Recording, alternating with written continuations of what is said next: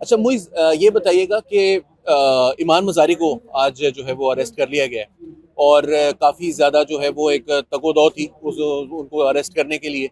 इतनी ज़रूरत क्या पेश आ गई उनको, इतना एफ़र्ट क्यों करनी पड़ी रियासत को उनको गिरफ्तार करने के लिए?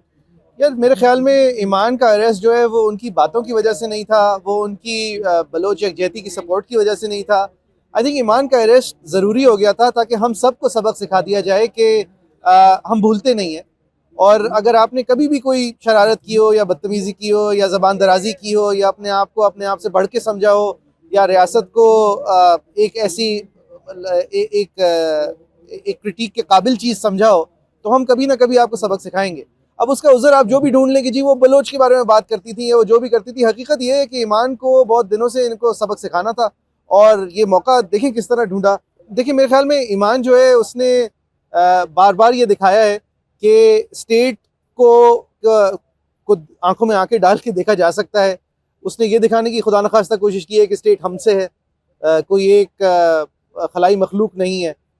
स्टेट जो है उसको जवाबदेह होना ज़रूरी है। चलें ये तो बात की बातें हैं, ईमान ने इस हद तक कोशिश तो नहीं की थी अब तक, लेकिन बात यही है कि ईमान के थ्रू मेरे लिए सबक है, ईमान के थ्रू आपके लिए सबक है कि ज़्यादा बड़े नहीं बनना, ज़्यादा अपने आप को समझना नहीं है, वरना हम आपको आप देखिए किस फोर्स से उसको अरेस्ट किया गया है, किस धौंस से और किस बात पे।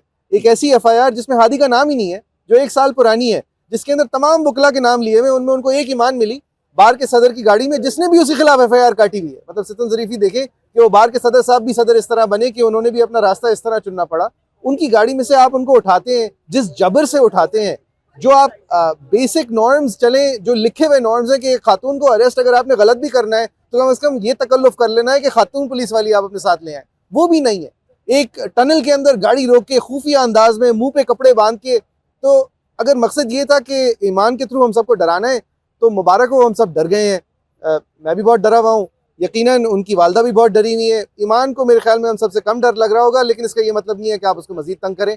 ये एक फार्स है, इस फार्स को ख़त्म होना चाहिए। अच्छा, ये ट्रेजेक्टरी का थोड़ा सा बताए ना कि ये जिस तरफ जा रही है बात, देखिए ईमान मज़ारी को गिरफ्तार करने का अभी तक नहीं फैसला हुआ था। This is the first time that Imaan Mazari has been arrested. I mean symbolic ही सही, बट ये सिंबलिज्म भी नहीं था अब से कुछ अर्सा पहले तक। ये मजीद अथॉरिटेरियन होता चला जा रहा है। Where does this and?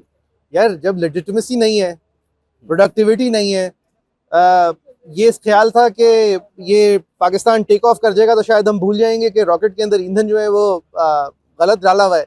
अब टेक ऑफ नहीं हुआ है, ईंधन भी नकली है, तो कुछ ना कुछ तो करना है। मतलब डेस्परेशन यही होती है। यानी कि वो मुझसे एक सवाल किया था एक सहाफ़ी ने कि इमरान खान को डेस्परेट करने के लिए उससे लोगों को नहीं मिले दिया जा रहा। तो मेरा तो ख्याल इसका उलट है कि आप इतने डेस्परेट है कि उसको किसी से मिलने नहीं दे रहे। जब भी कोई मिल लेता है वो ऐसी बातें कर देता है कि आपको मतलब 2 हफ्ते तक तकलीफ होती है। तो डेस्परेशन तो हर तरफ है।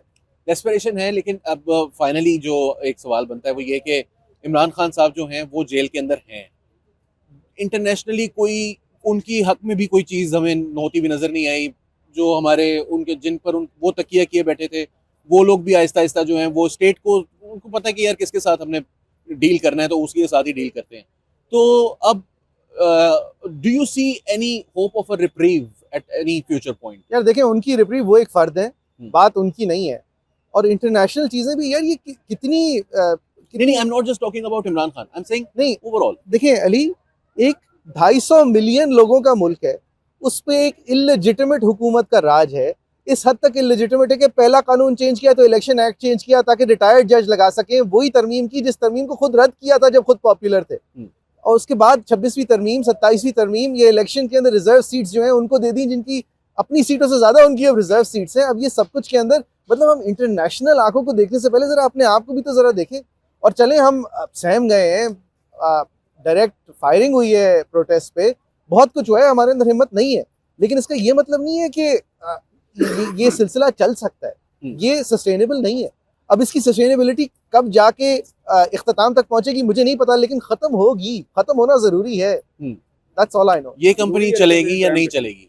वेल अभी तक तो नहीं चल रही, और अगर अभी तक नहीं चल पाई है तो हनीमून पीरियड पाकिस्तान ये कहता है कि जिस भी तरह की हुकूमत हो उसकी 3 साल के अंदर तो मामला जो है वो खराब हो जाता है। गायब हो जाता है। तो अभी तो हम ऐसी जगह खड़े हैं जहाँ पहले दिन कोई मामला नहीं था, तो अब देखते हैं कितने दिन चलता है। मेरा ख्याल है रियासत एक मिसाल कायम करनी चाहिए।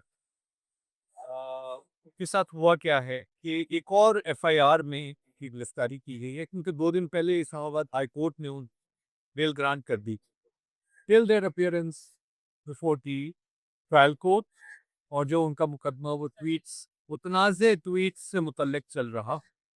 सो मुझे ये लगता है चूंकि वो खामोश नहीं हो रहे, अपनी जो डिसएग्रीमेंट हैं रियासत की पॉलिसियों पर जो एतराज़ात हैं वो मुसलसल बयान कर रहे हैं और सोशल मीडिया पर बयान कर रहे हैं, तो सब लोगों तक वो कन्वे हो रहा है। तो the state has become too insecure to be able to bear with this kind of criticism, and they have now, it seems to me, decided to teach a lesson to everyone who does not agree with their policies. और ये एक बड़ी classic जो है तरीकाकार है कि 12 दर्जन एक एफआईआर दर्ज कर ली जाए एक ही शख्स के खिलाफ मुख्तलिफ शहरों में, या एक ही शहर में 6 एफआईआर, और एक के बाद दूसरी, दूसरे के बाद तीसरी, वो उसको उठाते रहें। क्योंकि अदालत ने तो एक एफआईआर एक केस में बेल देनी है ना, तो दूसरी में तो वो पकड़ लेगी। तो ये मुझे लगता है कि अब वो जो प्रोसेस को पनिशमेंट में बदल दिया गया है, वो जो अथॉरिटेरियन रेजीम्स सारी दुनिया में ये जो काम हो रहा है अमेरिका से लेके तो भारत तक, वो हम भी करेंगे। तो why specifically ईमान मज़ारी? सो वो बहुत वोकल है ना, तो ईमान बहुत वोकल है और हादी भी बहुत वोकल है। और फिर ये भी कि देखें कितने सेंसिटिव, सो टू से, किस्म के मुकदमात में वो पेश हो रहे हैं मुल्ज़मान के लिए ब्लास्फेमी चार्जेस के तहत, और फिर बलोच ख़वातीन के लिए वो उनके साथ जाके खड़े हो जाते हैं ईमान, और she has been so vocal for so many years. So I think the state has now decided that they can't tolerate these voices anymore, because this paints the state institutions in a negative light. So अब मुझे लगता है कि ये एक turning point सा आ गया है कि इसके बाद हम देखेंगे कि बहुत सख्त किस्म की जो इक़दामात हैं वो किए जाएंगे। और यहाँ पर पाकिस्तान में भी आपको अब उमर खालिद और शर्जील इमाम जैसे मिसालें मिलनी शुरू हो जाएंगी। हमें पता है कि वो बलोच रहनुमा महरंग बलोच वो 1 साल से ज़्यादा अरसा हो गया है सलाखों के पीछे है, तो एक के बाद दूसरी कानून में तरमीम करके उसको रखा गया है, और जजों को ये मैसेज कन्वे कर दिया गया है कि उसने जेल से बाहर नहीं निकलना। ठीक। तो अच्छा, एक चीज ये कही जा रही है, मैंने कुछ लोगों से कहते हुए सुना है, तो मैं चाहता हूँ कि आप इसको एड्रेस करें। This is not my view. वो सवाल ये है कि ईमान मज़ारी को जी हीरो बनाया जा रहा है, स्टेट जो है वो हीरो बना रही है कल को इसको इस्तेमाल करने के लिए, या क्या आपको कहीं से लगता है कि ईमान मज़ारी के साथ ऐसा कुछ हो रहा है? अच्छा, ये बड़ा अजीब ही कोई बयानिया घड़ने की कोशिश की जा रही है। स्टेट ईमान मज़ारी जैसे लोगों के साथ कुर्बत नहीं रखना चाहेगी, ये नहीं होगा। ठीक, तो आप देख लीजिएगा। अच्छा, और फाइनली एक जो बात की जा रही है वो ये है कि मैंने सुबह देखा कि हमाद हसन एक जर्नलिस्ट हैं और उन्होंने एक ट्वीट की है जिसमें उन्होंने ये कहा है कि नॉर्वे के जो सफ़ीर थे वो जब आए थे ईमान मज़ारी के केस में एक हेयरिंग के दौरान, वो ऑब्जर्व करने के लिए आए थे इस्लामाबाद हाई कोर्ट में, तो वो चीज़ जो है वो बहुत ज़्यादा नापसंद की गई थी, और उसके बाद ये डिसाइड हुआ कि अब इसको गिरफ्तार करके we have to teach her a lesson. Do you think कि ये रीज़न है? नहीं, मेरा नहीं ख्याल कि वो वजह। हाँ, उस पर रद्द-ए-अमल बहुत स्ट्रॉन्ग था, बल्कि ओवर रिएक्शन था मेरा ख्याल है।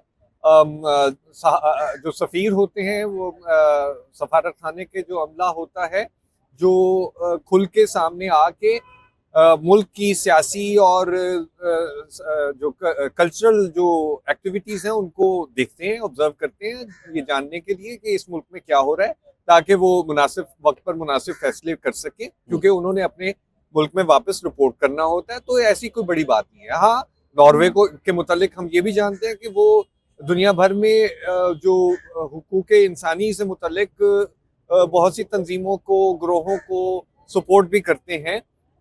हम ये ज़रूरी नहीं है कि नॉर्वे और बाकी यूरोपियन और वेस्टर्न ममालिक के तमाम पॉलिसीज और उनकी अप्रोचेस जो हैं उनसे इत्तफाक करें, लेकिन ये मुझे बड़ी अजीब सी बात लगती है। और ये कहना कि उसके बाद फैसला किया, ऐसा नहीं है। उससे पहले मुकदमात हो चुके हुए और ये फैसला हो चुका था कि जब जरूरत पड़ेगी इन मुकदमात को इनके खिलाफ इस्तेमाल करेंगे।